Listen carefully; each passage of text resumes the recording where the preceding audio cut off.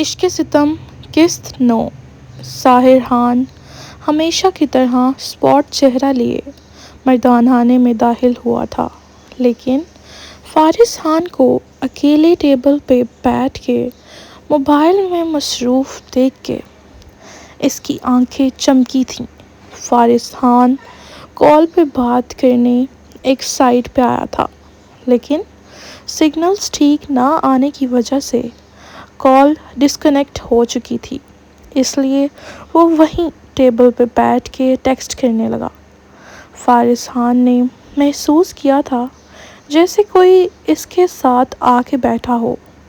اس نے نظریں اٹھا کے اپنے سامنے بیٹھے ساحر خان کو دیکھ کے اپنی حیرانگی پہ قابو پایا تھا۔ جانتے ہو ابھی کہاں سے آ رہا ہوں؟ ساحر خان نے بات کا آغاز ایسے کیا تھا جیسے دونوں میں بہت اچھے تعلقات ہوں اور دونوں ایک دوسرے کو کوئی بات بتائے بغیر نہ رہ سکیں۔ اس پہ فارس خان نے آئی برو اچکایا تھا۔ تمہاری بہن کو اپنی شدتوں سے روشناس کروا کے آ رہا ہوں، جس کا ثبوت تمہیں اس کے وجود پہ میری چادر دے دے گی۔ ویسے بہت نازک ہے اپنے لالا کی جان۔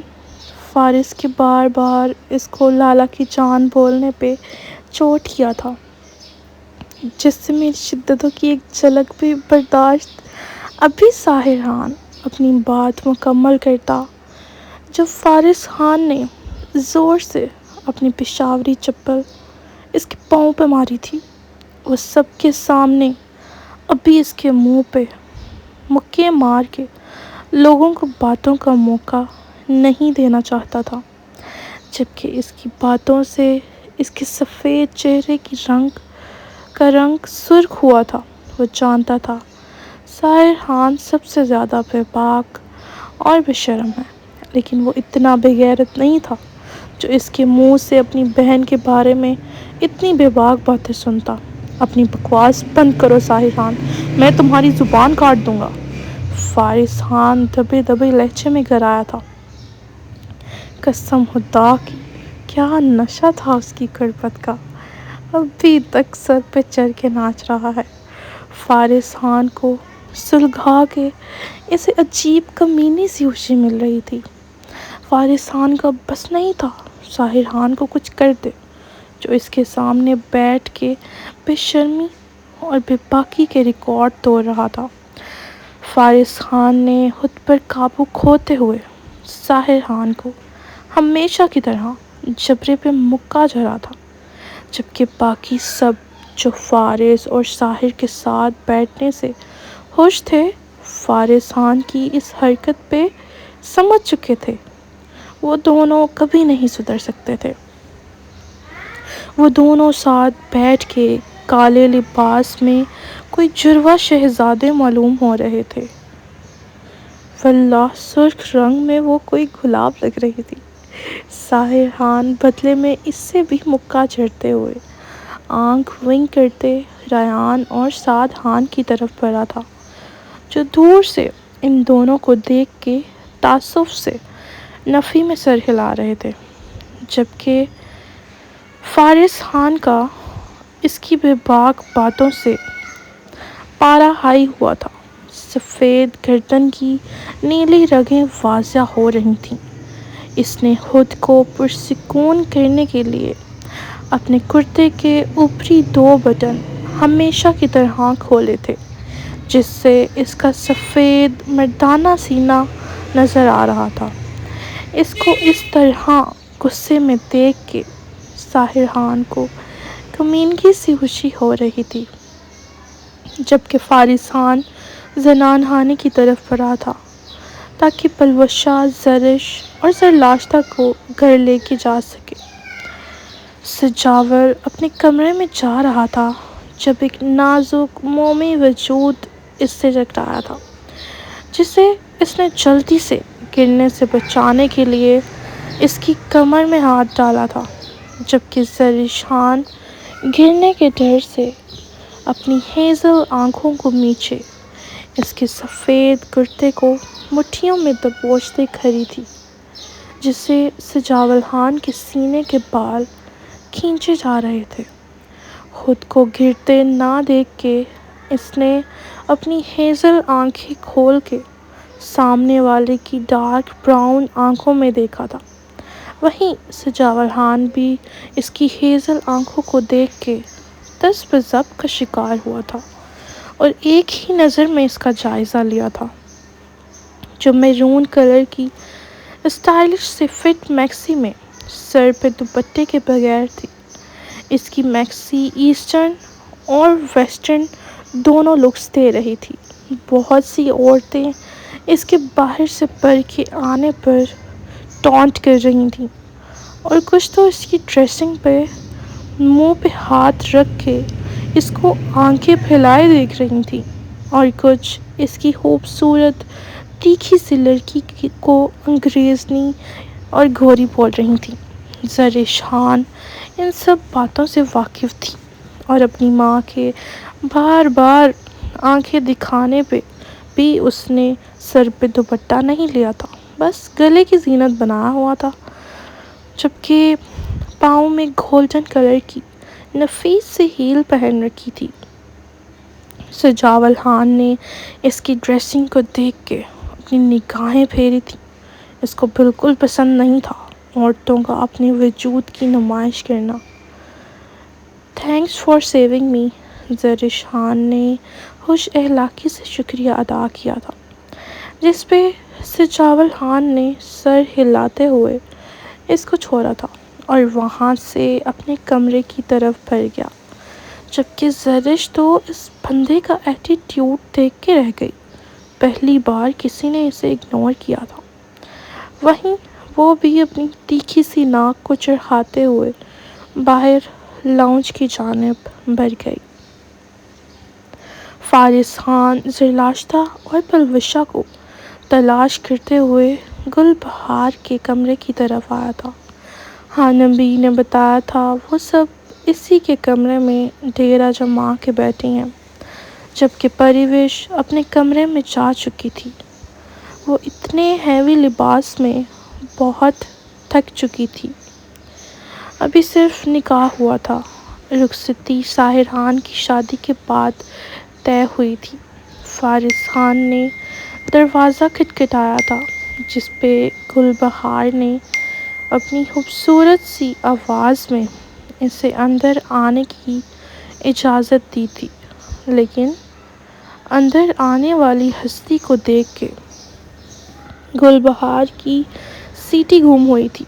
وہیں زرلاشتہ اور پلوشہ بھی فارس خان کو یہاں دیکھ کے حیران تھی، جبکہ زرلاشتہ کو شرم نے آن گھیرا تھا، کیونکہ وہ اس وقت ساحر خان کی چادر اڑائے ہوئے تھی۔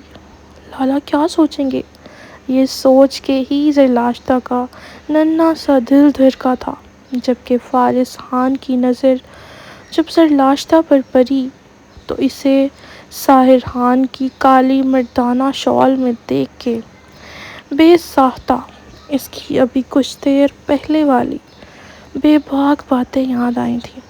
دل میں اسے ڈھیر ساری گالیوں سے نوازا تھا۔ چلو زر اور پلوشہ بچے، باہر سب سے مل لو، پھر حویلی چلتے ہیں، وقت کافی ہو چکا ہے۔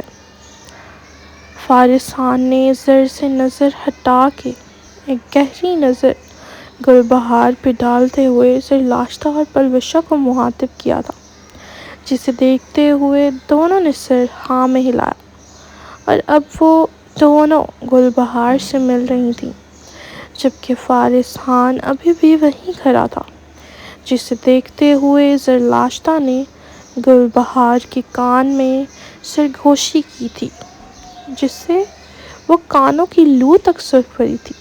زرلاشتہ خان نے اپنا حساب برابر کیا تھا، جو وہ اسے کب سے اپنے لالا کے نام سے چھیڑ رہی تھی اور اس کو ساحر خان کی چادر میں دیکھتے ہوئے معنی خیز جملے کہتے ہوئے تنگ کر رہی تھی۔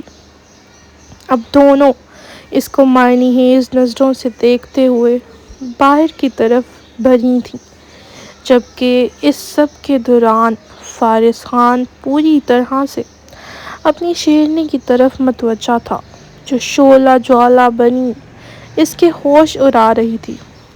ان دونوں کے باہر نکلتے ہی فارس خان نے اپنے پاؤں کی مدد سے دروازہ بند کیا تھا اور گل بہار کی جانب قدم بڑھائے تھے، جسے دیکھتے ہوئے گل بہار پہ کپکپاہٹ طاری ہوئی تھی۔ وقت کافی ہو چکا تھا باہر زر اور پروشہ تمہارا انتظار کر رہی ہوں گی، تو جاؤ یہاں سے، گل بہار لہجے کو مضبوط بناتے ہوئے بولی تھی، جبکہ ذہن میں اس کا پچھلی بار کا کمرے میں آنے والا سارا منظر گھوم رہا تھا۔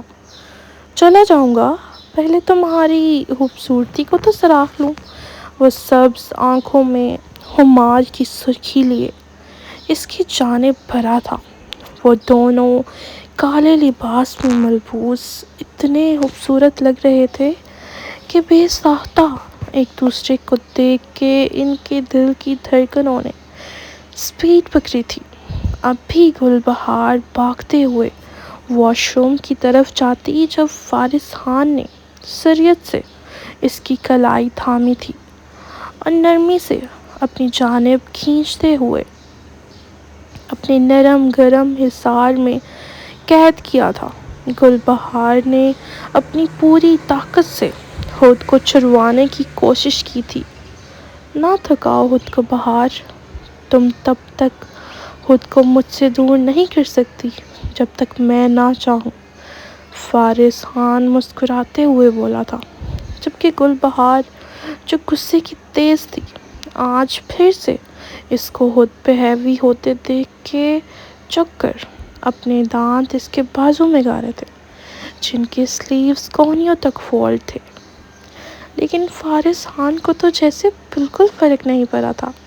البتہ اس کی مسکراہٹ ضرور گہری ہوئی تھی۔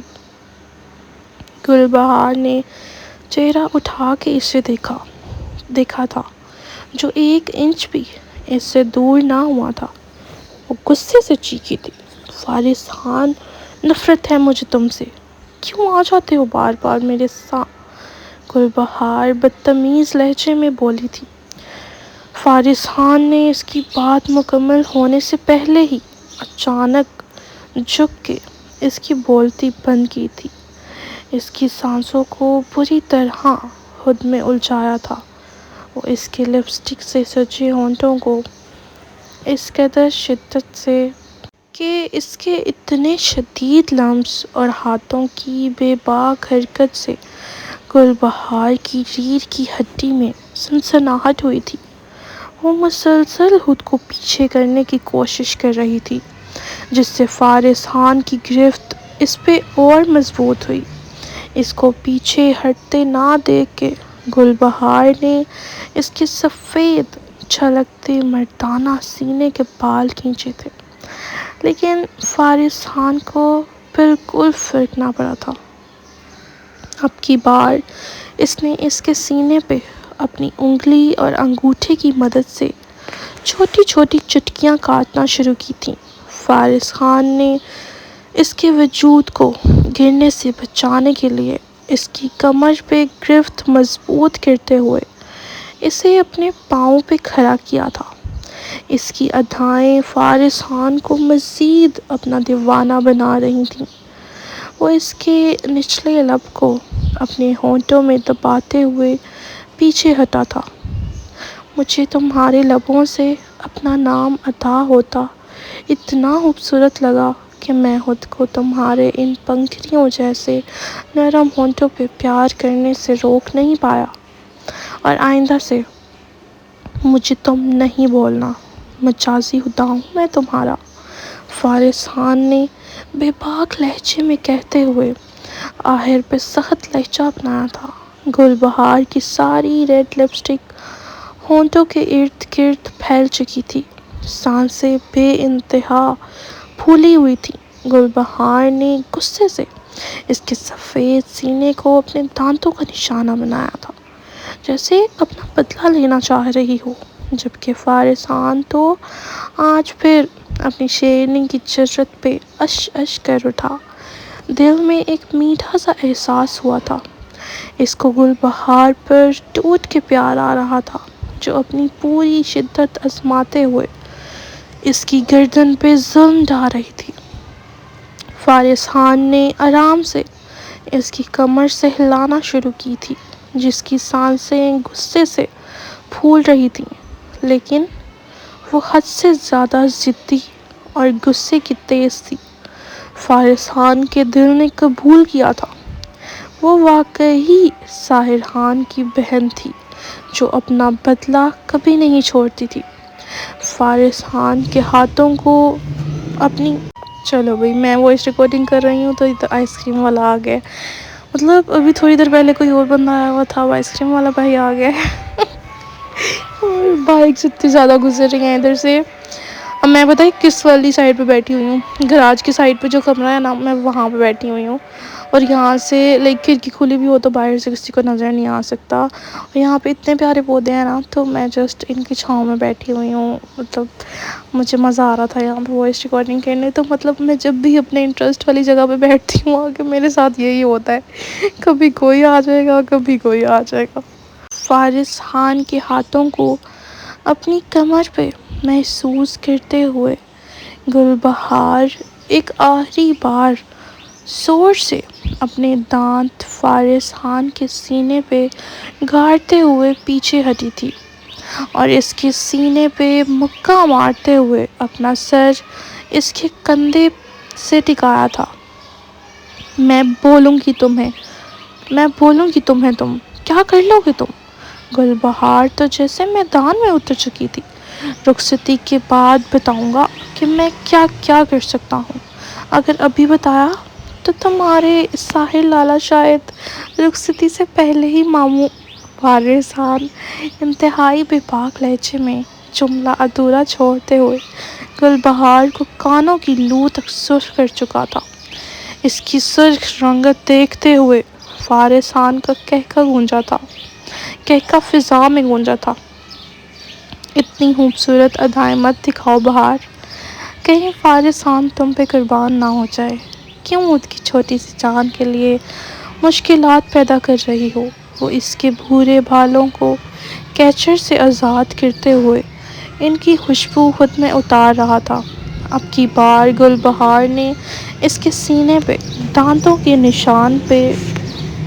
نشان پہ اپنی انگلی پھیری تھی جہاں سے ہلکا ہلکا خون رس رہا تھا، لیکن پھر اس دن اس کی گردن پہ پہلے سے موجود دانتوں کے نشان اور اس ستم گر کی جدائی یاد آتے ہوئے وہ اس کے باڈی بلڈر سینے سے نظریں چراتی ہوئی پیچھے ہٹی تھی۔ اس کا چہرہ پھر سے اسپاٹ ہوا تھا۔ ایک بار رخصتی ہو لینے دو جانے فارس، میں تمہاری ساری ناراضگیاں اپنے طریقے سے دور کروں گا۔ وہ اس کے کانوں کی لو کو لبوں میں دباتے ہوئے پیچھے ہٹا تھا اور اس کے ڈریسنگ ٹیبل سے ٹیشو اٹھاتے ہوئے اپنے ہونٹوں پہ لگی گل بہار کی لپسٹک صاف کرتے ہوئے بعد میں اسی ٹیشو سے گل بہار کے لبوں کے ارد گرد پھیلی لپسٹک بھی صاف کی۔ وہ اس کے ماتھے کو ہونٹوں سے چھوتے ہوئے باہر بڑھنے ہی لگا تھا کہ گل بہار نے تیزی سے اس کے آگے آتے ہوئے اسپاٹ چہرے سے اس کے کرتے کے کھلے بٹن بند کیے تھے۔ ہر وقت جان سینا بننے کی اور اپنے وجود کی نمائش کرنے کی ضرورت نہیں ہوتی، وہ لہجے کو اسپاٹ بناتے ہوئے بولی تھی۔ وہ نہیں چاہتی تھی اس کے خوبصورت سینے پہ اس کے علاوہ کسی اور لڑکی کی نظر بھی پڑے، اور اب فارس خان کی گہری نظریں خود پہ محسوس کرتے ہوئے وہ ادھر ادھر نظریں گھماتی ہوئی اس کے آگے سے پیچھے ہٹی تھی۔ فارس خان اس کی ان کیوٹ اداؤں کے آگے خود کو ہارتا ہوا محسوس کر رہا تھا۔ اس کا بس نہیں چل رہا تھا اسے اپنے ساتھ کسی اور جہاں میں لے جائے جہاں صرف وہ اور اس کی بہار ہو اور کوئی دشمنی باقی نہ رہے۔ گرمی لگ رہی تھی اس لیے بٹن کھولے تھے جانے فارس، اس نے گمبھیر لہجے میں بولتے ہوئے اس کی غصے سے سرخ پڑتی ناک پہ اپنے لب رکھے تھے، جبکہ اس بات پہ گل بہار اپنی تیکھی ناک کو چڑھاتے ہوئے اسے پیچھے دھکا دے کے باتھ روم کی جانب بڑھی تھی۔ فارس خان تو اس کے ایٹیٹیوڈ پہ اش اش کر اٹھا اور ہلکا سا ہنستے ہوئے اپنے سنہری گھنے بالوں میں ہاتھ پھیرتے ہوئے باہر نکلا تھا۔ ابے یار اتنا شور ڈالتے ہیں یہ بچے، سامنے گھر سے آواز آ رہی ہے، اب بندہ ان کو کیا بولے جا کے۔ اب میں نیچے سے اٹھ کے اوپر والے روم میں آئی ہوں تاکہ آوازیں تھوڑی سی جو ہے نا وہ بند ہوں، پھر بھی پتہ نہیں کس کے گھر سے مرغیوں کی آوازیں آ رہی ہیں، اور میری سانس پھول چکی ہے اوپر آتے ہوئے۔ اب میں تھوڑا بریک لے کے پھر سے وائس اوور سٹارٹ کرتی ہوں۔ فارس خان باہر نکلتے ہوئے زرلاشتہ، پروشا اور زرش کو لے کے اپنی گاڑی کی جانب بڑھ رہا تھا جب سامنے اسے ساحر خان آتا دکھائی دیا۔ اب ساحر خان کو تپانے کی باری فارس خان کی تھی۔ یہ سوچ آتے ہی فارس خان کے کلیجے میں ٹھنڈ پڑی تھی۔ بچے آپ لوگ گاڑی میں جا کے بیٹھو، وہ نرمی سے ان سے بولا تھا، جس پہ تینوں سر ہلاتی ہوئی گاڑی کی طرف بڑھی تھیں۔ رکو ساحر خان، ساحر جو ملازموں کو کھڑا ہو کے کوئی خاص ہدایت دے کے جا رہا تھا، فارس خان کی پکار پہ آئی برو اچکاتے ہوئے اس کے نزدیک آیا تھا، جبکہ زرلاشتہ جو گاڑی میں بیٹھنے والی تھی، فارس خان کے اس طرح اچانک ساحر خان کو مخاطب کرنے سے اس کا ننھا سا دل خوف سے دھڑکا تھا کہ کہیں وہ دونوں پھر سے نہ جگر پڑیں، جبکہ ساحر خان ایک نظر زرلاشتہ کو دیکھ کے نظریں پھیرتے ہوئے فارس خان کی جانب بڑھ رہا تھا۔ زرلاشتہ جو اسے اپنی گہری نظروں کے حصار میں لیے ہوئے تھی، ساحر خان کے نظریں پھیرنے سے اس کو تکلیف ہوئی تھی، جو ساحر خان نے بھی محسوس کی تھی، لیکن وہ بے حس بنا رہا۔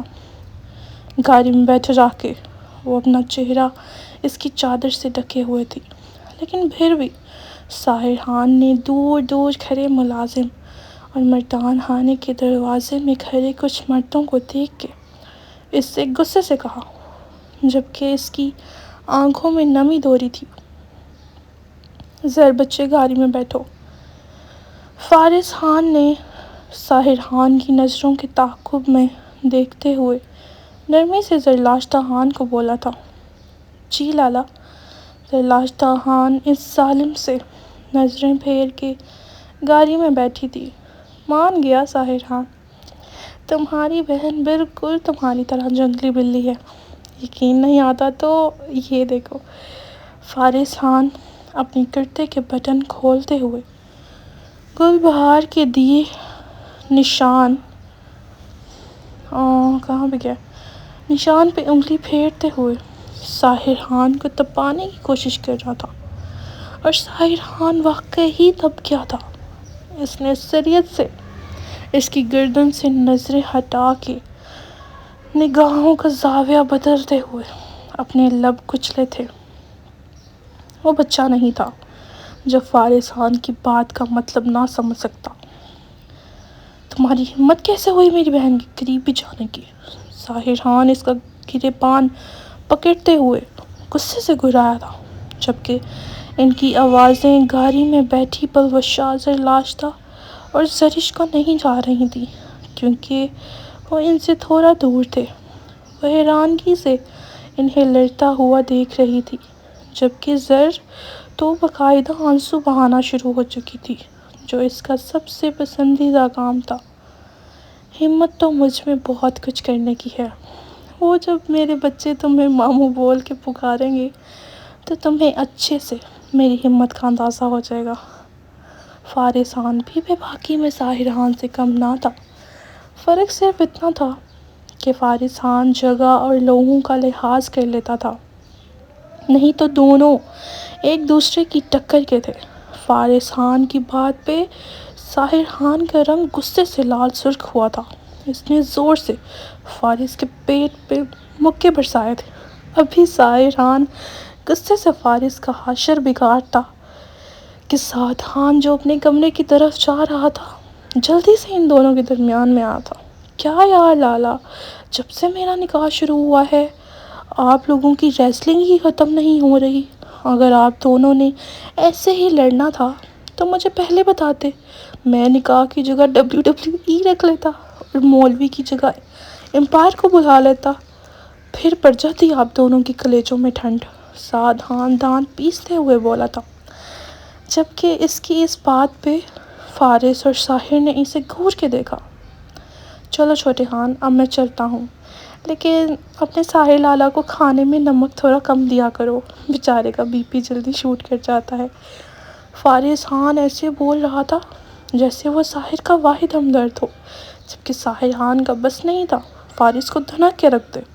وہ واقعی ایسا کر گزرتا اگر سعد خان آ کے ان کو ایک دوسرے سے الگ نہ کرواتا۔ فارس خان اب کی بار کہکہ لگاتے ہوئے ساحر خان کو آنکھ ونک کر کے سعد خان سے ملا تھا، ساحر کو مزید چڑھاتے۔ وہ ہنستے مسکراتے اپنی گاڑی میں بیٹھتے ہوئے اسے زن سے بھگا کے لے گیا، جس پہ ساحر اپنی مٹھیاں بھینچ کے رہ گیا، جبکہ سعد خان تو حیرانگی سے فارس کو کہکے لگاتا ہوا دیکھ رہا تھا۔ وہ کبھی اتنا نہیں ہنستا تھا، وہ تو ایک سنجیدہ سا بندہ تھا۔ اب کی بار سعد خان نے ساحر خان کے خوبصورت چہرے پہ نظر ڈالی تھی جو غصے سے سرخ پڑ رہا تھا۔ سعد خان سمجھ چکا تھا وہ دونوں ایک دوسرے پہ لفظوں کے تیر چلا رہے تھے۔ چلو جی، شادی کی ایک ذمہ داری آج میرے پہ کیا کم پڑی تھی جو لالا مجھے آپ کو نمک کم دینے کی ذمہ داری بھی سونپ گئے۔ میں معصوم جان کیا کیا کروں؟ سعد خان ہنستے ہوئے معصوم لہجے میں بولا تھا۔ ابھی ساحر خان اس کی جانب بڑھتا جب وہ سریت سے ہنستے وہاں سے بھاگا تھا، جس پہ ساحر خان نے غصے سے اپنے پاس پڑے ہوئے گملے کو اپنی پشاوری چپل سے ٹھوکر ماری تھی اور اپنے برے بالوں میں ہاتھ پھیرا تھا۔ تمہیں میں چھوڑوں گا نہیں بے غیرت خان۔ ساحر خان فارس خان کو اپنے سے انداز میں مخاطب کرتے چیخا تھا، جس پہ آس پاس کے ملازم اس کی طرف متوجہ ہوئے تھے، لیکن وہ اگنور کرتے ہوئے غصے سے اندر کی جانب بڑھ گیا۔ عشق ستم، قسط 10۔ فارس خان کے جاتے ہی ریان خان بھی ساحر اور سعد خان سے مل کے درام خان بھی اور وردہ خان کو لیے بڑی حویلی سے نکلا تھا۔ ان کے ساتھ ہی آگے پیچھے گارڈز کی لاتعداد گاڑیاں نکلی تھیں۔ ساحر خان لاکھ کوشش کے باوجود درام کو مخاطب نہ کر سکا، پتہ نہیں کیوں۔ فارس خان کی گاڑی کے پیچھے ہی ریان کی گاڑی آ کے رکی تھی۔ سب لوگ اپنے کمروں کی طرف بھر گئے تھے، جبکہ پلوشا جو سیڑھیاں چڑھتے ہوئے اوپر اپنے کمرے کی طرف بڑھ رہی تھی، وہیں زرار خان بھی سیڑھیوں سے نیچے اتر رہا تھا۔ دونوں کا زوردار تصادم ہوا تھا کہ زرار نے پلوشا کو بچانے کے لیے جلدی سے اس کی نازک کمر میں ہاتھ ڈالا تھا۔ پلوشا نے بھی گرنے کے ڈر سے جلدی سے زرار کو کندھوں سے تھام لیا۔ ابھی وہ دونوں اسی پوزیشن میں تھے کہ ریان خان جو اسی طرف آ رہا تھا۔ ان دونوں کو ایک دوسرے کے اتنے قریب دیکھ کر اس کے سینے میں آگ لگی تھی۔ غصہ اتنا شدید آیا تھا کہ شہد رنگ آنکھیں لہو رنگ ہوئی تھیں۔ آج کل اسے ان دونوں پہ شدید غصہ رہتا تھا، جو اکثر اوقات باتیں کرتے پائے جاتے تھے۔ شکریہ مجھے بچانے کے لیے لالا، پلوشا نے مدھم آواز میں مسکراتے ہوئے زرار کو شکریہ کہا، جس پہ زرار بھی بدلے میں مسکرا دیا اور اسے نرمی سے کھڑا کیا تھا۔ ان سے دور کھڑا ریان خان یہ سب دیکھ رہا تھا، جسے ان کی باتوں کی آواز نہیں آ رہی تھی، لیکن ان کی مسکراہٹ نے جیسے چلتی پہ تیل کا کام کیا تھا۔ وہ آف وائٹ لانگ فراک پہنے ہوئے تھی، جس میں اس کا پھولا ہوا روئی جیسا نرم سراپا اور کیوٹ لگ رہا تھا۔ آج سے چاول چاندتا تھا۔ پروشا بڑی حویلی آئی تھی، لیکن وہ خود اس کے سامنے نہیں گیا تھا، کیونکہ وہ چھوٹے ہان کے نکاح پہ کوئی تماشا نہیں چاہتا تھا۔ اگر وہ پروشا سے مل لیتا تو یقیناً اس کو ساری زندگی کے لیے اپنے پاس رکھ لیتا، جس سے پھر شاید وہاں جنگ کا میدان بن جاتا۔ اس لیے دل کو ڈپٹتے ہوئے وہ اس کے سامنے نہیں آیا تھا۔ زرار سیڑھیاں اترتے ہوئے ریان کا غصے سے سرخ چہرہ دیکھ رہا تھا۔ اسے سمجھ نہیں آئی تھی وہ کیوں اسے گور گور کے دیکھ رہا ہے۔ زرار نے آئی برو اچکا کے استفسار کرنا چاہا، جس پہ ریان خان نے اسے زیر لب گالی دی تھی، جسے زرار بھی سمجھ چکا تھا، لیکن پھر کندھے اچکاتے ہوئے باہر کی جانب بڑھ گیا۔ زرار ریان سے کچھ مہینے ہی بڑا تھا، وہ الگ بات تھی۔ ریان نے اسے کبھی بڑے ہونے کا درجہ نہ دیا تھا، جس پہ زرار اس سے کافی چڑا رہتا تھا۔ وہ چاہے جتنا مرضی ریان پہ اپنا رعب جمانے کی کوشش کرتا، لیکن ریان خان اپنے الفاظ سے اس کی ستھری کر دیتا تھا، جس پہ وہ اپنا سا منہ لے کے رہ جاتا۔ اور اب تو وہ سالوں بعد پاکستان آیا تھا۔ فارس اور ریان سے شدید ناراض تھا، جو دشمنی بھول کے بڑی حویلی کی تقریبات مناتے پھر رہے تھے۔ اس لیے ریان خان کو اگنور کرتے ہوئے باہر کی جانب بڑھ گیا۔ اب ریان خان کی نظروں کا مرکز پروشا خان تھی، جس کا اب کی بار دوپٹہ وائٹ ہیل میں اٹکا تھا۔ ریان خان اس کے پاس آتے استہزائیہ ہنسا، جس پہ پروشا خان نے نظریں اٹھا کے حیرانگی سے اسے دیکھا تھا۔ اگر تم اپنا وزن کچھ کم کر لو تو یوں گرتی پھرتی نہ رہو۔ تمہارا وجود تو خود کے لیے ہی ناقابل برداشت ہے۔ یہ سوچو ہم تم جیسی لڑکی کو یہاں کیسے برداشت کر رہے ہیں۔ پروشا خان کی آنکھوں کے گوشے اس کی اتنی جلی کٹی باتوں پہ نم ہوئے تھے۔ وہ بری طرح سے اپنے لب کچلتے ہوئے اپنے آنسو اندر اتار رہی تھی۔ ریان خان اس کی ہر حرکت غور سے دیکھ رہا تھا۔ آپ ٹھیک کہہ رہے ہیں، میرے جیسی ناجائز لڑکی کو اس حویلی والوں نے یہاں رکھ کر بہت بڑا احسان کیا ہے۔ میں دعا کرتی ہوں میرا اللہ آج مجھے سوتے ہوئے ہی موت دے دے۔ یہ دنیا تو بہت بڑی ہے، لیکن افسوس اس دنیا کے لوگوں کے دل بہت چھوٹے اور بے حس ہیں۔ پروشا خان اسپاٹ لہجے میں بولی تھی۔ اس کی باتیں مقابل کے دل پہ قرہ وار کر گئی تھیں۔ وہ چاہے اسے خود کچھ بھی کہے، لیکن اس کا خود کو ناجائز کہنا ریان خان کو آگ لگا گیا تھا۔ بکواس بند کرو اپنے فلسفے جا کے کسی اور کو سناؤ، جن پہ ان کا کچھ اثر بھی ہو۔ ریان خان غصے سے گرایا تھا، جس پہ پروشا خان بے ساختہ 2 قدم پیچھے لیتے ہوئے اپنے کمرے کی طرف بھاگی تھی۔ اس کی خاموشی ریان خان کو بری طرح کھل رہی تھی۔ وہ اس سے پہلے کی طرح غصے سے آنکھیں دکھا کے فارس لالا کی دھمکیاں نہیں دے رہی تھی۔ اپنے آنسو اس کے سامنے بہانے سے روک رہی تھی۔ وہ لڑکی جو خود سے بے انتہا پیار کرتی تھی، اب خود کو اپنی ہی زبان سے ناجائز جیسا غلیظ لفظ بول رہی تھی۔ ریان خان اپنے بالوں میں اضطرابی کیفیت میں ہاتھ پھیرتے ہوئے اس کے پیچھے ہی اس کے کمرے کی طرف بڑھا۔ ابھی وہ اپنے کمرے کا دروازہ بند کرتی جب ریان خان نے اس کی کلائی کو پکڑ کے دروازہ بند کرتے ہوئے اسے اس کے ساتھ پن کیا تھا۔ وہ اپنی خوبصورت بڑی بڑی براؤن آنکھوں کو پھیلائے حیرانگی سے اسے اپنے کمرے میں دیکھ رہی تھی۔ ریان خان کا دل ان آنکھوں میں ڈوب کے ابھرا تھا۔ اب کی بار نظر اس کی چھوٹی سی ناک سے ہوتی ہوئی گلابی ہونٹوں پہ گئی تھی، جنہیں وہ کاٹ کاٹ کے سرخ کر چکی تھی۔ اس کی اس حرکت پہ ریان خان نے زور سے اپنے ہاتھ کا مکہ بنا کے دیوار پہ مارا تھا۔ Damn it! وہ گرایا تھا۔ پروشا خان اس کی داڑھ پہ اچھلی۔ اب کی بار وہ آنکھیں بند کیے اپنے نچلے لب کو زور سے دانتوں میں دبا چکی تھی۔ یہ دیکھتے ہوئے ریان خان غصے سے اس کے ہونٹوں کو دانتوں کی قید سے الگ کرتے ہوئے پیچھے ہٹا تھا۔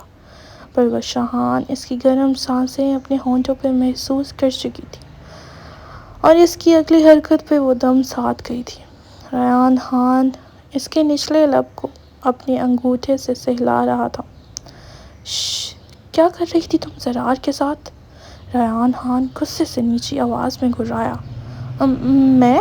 پروش شاہان نے اپنی گول مٹول سی سفید انگلی کو بے ساختہ اپنے سینے پہ رکھ کے پوچھا تھا۔ ریحان خان کی نظر بھی بھٹک کے اس کی انگلی کے تعاقب میں اٹھی تھی، لیکن اگلے ہی پل وہ جلدی سے اپنی نگاہیں پھیر چکا تھا، کیونکہ پروشہ کا دوپٹہ اس کھینچا تانی میں نیچے زمین کو سلامی دے رہا تھا اور گلا تھوڑا سا ڈیپ ہونے کی وجہ سے جسم کے دلکش حال نمایاں ہو رہے تھے۔ ریحان خان کی اس حرکت پہ اس نے خود پہ ایک نظر ڈالی تو سٹپٹاتے ہوئے جلدی سے نیچے جھک کے اپنا دوپٹہ اٹھا کے خود پہ ہو رہا تھا۔ وہ کانوں کی لو تک سرخ پڑ چکی تھی۔ اس کے چہرے پہ شرم و حیا کے یہ رنگ ریحان خان کو بہت بھلے لگے تھے، لیکن پھر اس کا زرار سے ٹکرانا مسکرانا یاد آیا۔ اگر اس کے سامنے اس کا دوپٹہ کھسک جاتا تو؟ اس سے آگے کا سوچتے ہوئے ریحان خان کا پارا ایک دم ہائی ہوا تھا۔ اس نے اس کی کمر میں ہاتھ ڈالتے ہوئے ایک جھٹکے میں سے اپنی طرف کھینچا تھا۔ تمہیں ڈریس پہننے کی تمیز بھی میں سکھاؤں گا؟ ریحان خان غصے سے دارا تھا۔ ریحان خان کا لہجہ ایسا تھا جیسے وہ اس کا تمیز کا ٹیچر ہو یا اسے بچپن سے تمیز وہی سکھاتا آ رہا ہو۔ اس کی بات پہ پروشہ کا گلابی چہرہ مزید سرخ پڑا تھا۔ وہ آپ پلیز جائیں یہاں سے، کوئی آ جائے گا اور پتہ نہیں آپ کو میرے کمرے میں دیکھ کے کیا سمجھے گا۔ اس کے الٹے جواب پہ ریحان خان کا دل کیا اس کی گردن مروڑ دے۔ ڈیم اٹ، تمہیں میں آئندہ زرار کے نزدیک بھٹکتے بھی نہ دیکھوں۔ تم اس سے دور رہو گی، سنا تم نے؟ وہ گراتے ہوئے بولا تھا اور آخر میں اپنی بات پہ اس کی تائید چاہی تھی۔ کیوں؟ آپ میری زندگی کو کنٹرول نہیں کر سکتے؟ وہ پر اعتماد لہجے میں بولی تھی۔ آنکھوں میں وہی پہلے والا غصہ آیا تھا جو پہلے ہوتا تھا، جسے ریحان خان پہلے تلاش کرنا چاہ رہا تھا۔ کیونکہ میں نہیں چاہتا تم اپنی ان اداؤں میں میرے بھائی کو پھنساؤ۔ اب کی بار ریحان خان ٹھنڈے لہجے میں بولتے پروشہ کا دل بری طرح سے دکھا گیا تھا۔ یہ الفاظ پروشہ کے دل پہ کارا وار کر رہے تھے۔ فکر نہ کریں، ناجائز ضرور ہوں لیکن طوائف نہیں ہوں جو ہر کسی کے لیے دل بہلانے کا سامان بنوں۔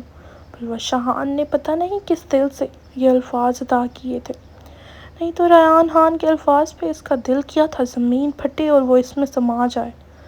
ریحان خان کا اس سے خود کو طوائف سے موازنہ کرنا آگ بگولا کر گیا تھا۔ وہ شدید غصے کے عالم میں جھکتے ہوئے اس کے گول مٹول سے پھولے گلابی گال پہ زور سے پروش خان اس کے لمس پہ ساکت ہوئی تھی۔ وہ کرنٹ کھا کے پیچھے ہٹنے والی تھی جب ریحان خان نے اس کی کمر میں ڈالے ہاتھ سے اسے مزید اپنے قریب کیا تھا۔ ریحان خان نے شدید طیش کے عالم میں اپنے گلے سے اپنی آف وائٹ مردانہ شال اتار کے صوفے پہ پھینکی تھی۔ تمہاری ہمت کیسے ہوئی اپنی زبان سے یہ بکواس کرنے کی؟ ریحان خان شدید غصے کے سبب پھولی ہوئی سانسوں کے درمیان چیخا تھا، جبکہ پروش خان اسے ناسمجھی سے دیکھ رہی تھی جو کسی حال میں اس سے ہوش نہیں ہوتا تھا۔ میرا دل کر رہا ہے میں تمہارے ہونٹوں کو ابھی اپنی گرفت میں لے کے تمہاری سانسیں پی جاؤں اور تم سانس لینے کے لیے بھی تڑپو۔ وہ چیخ رہا تھا جبکہ اس کی اتنی بے باک باتوں پہ پروشہ نے اپنے ہونٹوں پہ ہاتھ رکھا تھا اور جلدی سے نفی میں سر ہلاتے ہوئے پیچھے ہٹی تھی۔ ریحان خان کا غصہ ابھی بھی کسی صورت کم نہیں ہو رہا تھا اور اسے بیڈ پہ دھکا دیتے ہوئے اس پہ ہیوی ہوا تھا۔ پروش خان آنکھیں پھاڑے اسے دیکھ رہی تھی جس کے تیور ہی آج الگ تھے۔ ریحان نے اس کے بال اپنی مٹھی میں جکڑے تھے۔ آئندہ اگر میں نے تمہارے خود کے لیے تمہارے منہ سے ایسے گھٹیا الفاظ سنے زبان کاٹ کے رکھ دوں گا، اور دوسرے گال پر بھی اپنے دانت گاڑے تھے۔ پروشہ خان نے اسے اپنی گول مٹول ہاتھوں سے پوری سانسوں کے درمیان پیچھے کیا تھا۔ آپ سمجھتے کیا ہے خود کو؟ کیوں حق جتا رہے ہیں مجھ پہ؟ آخر چاہتے کیا ہے مجھ سے؟ پروشہ خان اب کی بار غصے سے چیخی تھی۔ منگو تم میری، ڈیم اٹ! میں تمہارا منہ توڑ دوں گا اب اگر میرے سامنے زبان چلائی تو۔ اپنا سارا وزن اس پہ ڈالتے ہلک کے بل چیخا تھا۔ پروشہ کو لگا اس کی سانسیں رک جائیں گی۔ آج پہلی بار اس نے پروشہ کے سامنے اقرار کیا تھا کہ وہ اس کی منگ ہے۔ پروشہ کی آنکھیں ساکت ہوئیں اس کے اقرار پہ۔ وہ تو سمجھتی تھی شاید وہ اس کا اس سے یہ حوالہ بھول ہی گیا ہوگا، وہ تو اس کے لیے انچاہا وجود ہوگی، لیکن آج ریحان خان کے اقرار پہ اس کا دل شدت سے دھڑکا تھا، جسے ریحان خان نے بھی محسوس کیا تھا۔ حیرت ہے، آپ ایک ناجائز وجود کو اپنی منگ کا درجہ دے رہے ہیں، پروشہ خان نم لہجے میں بولی تھی۔ قسم خدا کی پروشہ خان، اب بھی اگر تمہارے منہ سے ایک اور بار اپنے لیے یہ گھٹیا لفظ نکلا میں قسم کھاتا ہوں ابھی کے ابھی بغیر کسی جائز رشتے کے۔ ریحان خان اس کا جبڑا اپنی آہنی گرفت میں لیے اپنے ہونٹ اس کے بالکل قریب لائے گھرایا تھا۔ پھر سے اس کی بے باک بات پہ پروشہ خان کی سیٹی گم ہوئی تھی۔ اس نے جلدی سے اپنے گلابی ہونٹ کھینچے تھے۔ اس کی اس حرکت پہ ریحان خان نے اپنی مسکراہٹ ضبط کی تھی۔ آپ جائیں یہاں سے، پروشہ خان منہ موڑتے ہوئے بولی تھی۔ ریحان خان نے اس کے گالوں پہ اپنے دانتوں کے نشان دیکھتے ہوئے ان پہ شدت سے اپنے لب رکھے تھے۔ اس کے گال اتنے نرم اور پھولے ہوئے تھے کہ ریحان خان کو لگا جیسے وہ کوئی روئی چھو رہا ہو۔ پروشہ خان تو اس کے پل پل بدلتے روپ پہ پریشان تھی۔ ریحان خان پیچھے ہٹتے ہوئے اس پر سے اٹھا تھا، اسے اپنی گہری نظروں کے حصار میں لیتے ہوئے وہ اپنے جذبات سے نظریں چراتا ہوا باہر کی جانب بڑھا تھا، جبکہ پروشہ خان پیچھے کچھ بھی سمجھ نہ آنے پہ شدتوں سے رو دی تھی۔ اس کی زندگی اسے کس موڑ پہ لے کے جا رہی تھی وہ سمجھنے سے قاصر تھی۔ کچھ دیر بعد پروشہ خان اپنا رونا دھونا ختم کرتی ہوئی باتھ روم میں بڑھنے ہی والی تھی کہ اس کی نظر صوفے پہ پڑی ہوئی ریحان خان کی شال پہ گئی تھی۔ آنکھوں کے سامنے وہ منظر آیا جب وہ سنجیدگی سے خانم سے ملتے ہوئے کوئی شہزادہ لگ رہا تھا۔ کیسے سب لڑکیوں کی نظریں اس کے نچلے لب کے تل پہ ٹکی تھیں۔ اس نے اس کی شال کو چوما تھا، لیکن پھر اس ظالم کے اپنے بارے میں الفاظ یاد آتے ہوئے آنکھیں نم ہوئی تھیں۔ اس نے اس کی شال کو اپنی الماری میں محفوظ رکھا تھا اور باتھ روم کی طرف چل دی۔ وہیں ریحان خان اپنی کیفیت سمجھ نہیں پا رہا تھا۔ وہ اپنے کمرے میں بند ہو کے اپنے بیڈ پہ اوندھے منہ گرا ہوا تھا، جبکہ دل خواہش کر رہا تھا اس روئی جیسے وجود کو اپنے سینے میں بھینچ کے اپنی تھکاوٹ اتارے، لیکن پھر ٹھنڈی آہ بھر کے رہ گیا۔ یا اللہ، مجھے یہ دشمنی نبھانے کی توفیق عطا فرما تاکہ میں اپنے بابا جان اور چاچو جان کی روح کو سکون پہنچا سکوں۔ ریحان خانزادہ نے شدت سے دعا کی تھی۔ اپنی ابو جان کا بدلہ لے سکوں، ریحان خان نے شدت سے دعا کی تھی۔ اور وہیں فارس خان اور ساحر خان کی رات آنکھوں میں کٹ رہی تھی۔ نیند کسی صورت نہیں آ رہی تھی۔ آنکھوں کے سامنے اپنی اپنی منقوہ کے نازک اور دلکش سراپے لہرا رہے تھے۔ ساحر خان اپنے ٹیرس پہ شرٹ لیس کھڑا سگریٹ پہ سگریٹ پھونک رہا تھا۔ وہ سبز شکوہ کنا آنکھیں اس کی جان لینے پہ تلی ہوئی تھی۔ اوکے بھائی، اب آئی گیس لاسٹ سین ہوگا، یہ 44 منٹس کی وائس ریکارڈنگ ہو ہی چکی ہے۔ آگے بڑھتے ہیں۔ سعد خان بڑے حق سے آج پریویش کے کمرے میں داخل ہوا تھا۔ دل کب سے اس کو دیکھنے کے لیے پاگل ہو رہا تھا۔ وہ زنان خانے کی طرف آنے کی کتنی بار کوشش کرنے ہی لگتا تھا کہ حیدر خان اس کو روک کے کبھی کسی دوست سے ملواتے، کبھی کسی سے جس پہ وہ اپنا سا منہ لے کے رہ جاتا۔ اب بھی وہ بہت مشکل سے جان چھڑوا کے اپنی پری جان کو دیکھنے اس کے کمرے میں آیا تھا، جو سر تا پاؤں سعد خانزادہ کے لیے پور سجی کھڑی تھی۔ وہ انتہا کی حسین پری لگ رہی تھی۔ کہ سادھان کی نظریں اسے دیکھ کے ساکت ہوئی تھیں، جبکہ پریوش نے کمرے میں کسی کی موجودگی محسوس کر کے ڈریسنگ مرر میں دیکھا تھا، جہاں اسے اپنے پیچھے چھوٹے ہان کا عکس نظر آیا تھا۔ اس کی بے باک نظروں سے وہ سر تا پیر سرخ پری تھی۔ اس وقت وہ دوپٹے کے بوجھ سے آزاد اپنی جویلری اتارنے والی تھی کہ سادھان اندر داخل ہوا۔ سادھان کی آنکھوں میں اپنی پری جان کو دیکھ کے شرارت ناچی تھی۔ تم کون ہو اور میری پری جان کے کمرے میں کیا کر رہی ہو؟ سادھان نے جان بوجھ کے لہجے کو سخت بنایا تھا۔ اس کا اتنا کہنا تھا کہ پری کی آنکھیں لبالب پانیوں سے بھری تھیں۔ کیا میں زیادہ اوور لگ رہی ہوں؟ کیا میں اتنی بری لگ رہی ہوں کہ وہ مجھے پہچان تک نہیں پا رہے؟ پریوش دل ہی دل میں ہونٹ سے مخاطب ہوئی تھی۔ آنکھوں سے آنسو ٹپ ٹپ بہنا شروع ہوئے تھے۔ سنا نہیں تم نے؟ کون ہو تم؟ اور پری کہاں ہے؟ سادھان نے بلند آواز میں پوچھا، جس سے پری روتے روتے اچھلی تھی، جسے دیکھتے ہوئے سادھان جلدی سے آگے بڑھا اور اس کو کمر سے تھامتے ہوئے بالکل اوپر اٹھایا تھا۔ پریوش جو سادھان کے سینے تک بمشکل آتی تھی، اب سادھان کے بازوؤں میں اس سے اونچی لگ رہی تھی۔ سادھان نے اسے پیار سے ہاتھ پہ جھکا کے اس کی ناک سے اپنی ناک ملائی تھی اور اس کے ماتھے پہ اپنے لب شدت سے رکھے تھے۔ نکاح مبارک پری جان۔ پریوش تو حیرانگی کے عالم میں یہ سب دیکھ رہی تھی۔ آنسو تو کب کے بند ہو چکے تھے۔ پری جان میں تیرے قربان، سادھان ہلکا سا گنگناتے ہوئے بولا تھا۔ سادھان نے اس کے آنسو اپنے لبوں سے چونے تھے، جبکہ پریوش نے گرنے کے ڈر سے اپنی باہوں کا ہار سادھان کی گردن کے گرد ڈالا تھا۔ یہ منظر اتنا خوبصورت لگ رہا تھا اور وہ دونوں بالکل ایک دوسرے کے وجود کا حصہ لگ رہے تھے۔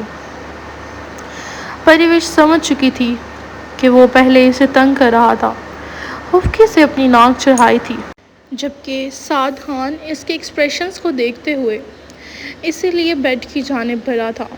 خود بیڈ پہ لیٹتے ہوئے پریوش کو خود پہ جھکایا تھا اور گہری نظروں سے اس کا ایک ایک نقش دیکھنے لگا۔ وہیں پریوش بھی اپنے خوبصورت سے شریک حیات کی مما گھر پہ نہیں ہے، اور لٹرلی یہ لاسٹ 10 منٹس کا وائس اوور اتنا مشکل گیا ہے کہ مجھے منٹ پہ مما کی کال آ رہی ہے اور مجھے غصہ بھی آ رہا ہے کیونکہ مما کو آواز نہیں جا رہی، شاید سگنل پرابلم ہے، اور بار بار جب آپ لوگ ایک ہی چیز رپیٹ کرتے ہو تو کتنی جھنجھلاہٹ ہوتی ہے لٹرلی۔ ابھی میرے ساتھ وہی سین ہو رہا ہے لٹرلی۔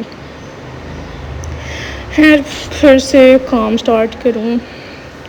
وہیں پریوش بھی اپنے خوبصورت سے شریک حیات کی آنکھوں میں دیکھ کے اللہ کا بے پناہ شکر ادا کر رہی تھی، جس نے ان دونوں کی محبت کو نکاح کی صورت میں ایک پاکیزہ رشتے میں باندھ دیا تھا۔ پریوش نے جان بوجھ کے پہلی والی بات پہ ناراض ہوتے ہوئے اپنا چہرہ موڑا تھا۔ اسے سادھان سے ناراض ہونے میں بہت مزہ آتا تھا اور سادھان کو اسے منانے میں۔ پری جان، تم نے سوچ بھی کیسے لیا کہ تمہارا ہان تمہیں نہیں پہچانے گا؟ تم چاہے رات میں مجھے بھوتنی بن کے ڈرانے کی کوشش ہی کیوں نہ کرو، میں پھر بھی تمہیں پہچان جاؤں گا جانا۔ پریوش، جو اس کے کسی رومانٹک جملے کو سوچتے ہوئے شرم سے سرخ پڑ رہی تھی، اس کی اس بات پہ منہ کھولے اسے دیکھ گئی، جبکہ اس کی یوں آنکھیں پھیلا کے منہ کھولنے والی ادا مقابل کو بھا گئی تھی۔ اس نے بے ساختہ پریوش کا چہرہ اپنی طرف جھکایا۔ ابھی وہ اس کے ہونٹوں کو اپنے قبضے میں لیتا کہ پریوش نے اپنی ہتھیلی سادھان کے ہونٹوں پہ رکھی تھی، جو سادھان نکاح سے پہلے ہمیشہ اپنے اور اس کے ہونٹوں کے درمیان دیوار کی صورت میں رکھتا تھا۔ اس کی اس حرکت پہ سادھان نے آئی بھو چکھایا تھا۔ پریوش کا نازک وجود ہولے ہولے لرز رہا تھا۔ سادھان نے اس کے ہاتھوں کو تھام کے اپنے لبوں سے چوما تھا۔ پری جان، آج مت رکو، ان پنکھڑیوں جیسے ہونٹوں کی نرمی کو محسوس کرنے سے بہت انتظار کروایا ہے انہوں نے مجھے، سادھان نے کہتے ہوئے اچانک سے پریوش، مما کا میسج پھر سے آ گیا، ویٹ، اچانک سے پریوش کی گردن میں اپنا بازو ڈالتے اسے خود پہ جھکایا تھا اور نرمی سے اس کے ہونٹوں کو چومتے وہ کسی اور جہاں میں پہنچ چکا تھا۔ پریوش سے نظریں اٹھانا محال تھا۔ اچانک سادھان کے لمس میں شدت آئی تھی۔ پریوش نے اس کے سینے پہ اپنی چوڑیوں سے بھری کلائیاں ہلکے سے مارتے ہوئے مزاحمت کی تھی، لیکن الٹا سادھان کی شدت میں بے انتہا اضافہ ہوا تھا۔ اس نے اس کی کلائیوں کو پکڑتے ہوئے کروٹ بدل کے پریوش کو اپنے نیچے کیا تھا اور خود اس پہ ہیوی ہوا تھا، لیکن اس دوران اس کے ہونٹوں کو ابھی بھی نہیں چھوڑا تھا۔ بلاخر اس کے کانپتے وجود پہ رحم کھاتے ہوئے وہ پیچھے ہٹا تھا۔ پریوش کی کالی زلفوں کو جوڑے کی قید سے آزاد کرتے ہوئے اس کی گردن میں چہرہ چھپایا اور اس کی پوری گردن پہ اپنے بوسوں کی بوچھار کرتے ہوئے اسے اپنے لمس سے مہکا رہا تھا۔ بوسوں کو میں نے غلط لکھا ہوا ہے یہاں پہ، تب میری رائٹنگ کتنی بچوں والی تھی۔ آج وہ صحیح معنوں میں پریوش کے ہوش اڑا رہا تھا۔ ابھی وہ گردن سے نیچے تک کا فاصلہ طے کرتا جب پریوش نے جلدی سے اس کے کاندھوں کو تھاما تھا۔ چھوٹے ہاتھ، بس کریں پلیز، میں مر جاؤں گی، پریوش شرم سے سرخ ہوتے ہوئے بولی تھی۔ وہ رو دینے کے در پہ تھی، جبکہ اس کی فریاد پہ سادھان نے اپنی ہمارالود آنکھوں کو اٹھا کے اس کی گہری سیاہ آنکھوں میں دیکھا تھا اور جھک کے اس کی آنکھوں پہ اپنے لب رکھتے اس سے پیچھے ہٹا تھا تاکہ وہ اپنی سانسیں بحال کر سکے۔ سادھان نے اپنے سینے سے چپکی ہوئی واسکوٹ کے بٹن کھولتے ہوئے اسے اتار کے صوفے پہ پھینکا تھا اور اپنے کرتے کے بٹن کھولے تھے۔ پریوش نے ایک نظر اس کے گلے میں نظر آتی سلور چین کو دیکھتے ہوئے اپنی نظریں جھکائی تھی۔ سادھان ایک بار پھر سے پوری طرح سے پریوش پہ سایہ فگن ہوا تھا اور اس کا چہرہ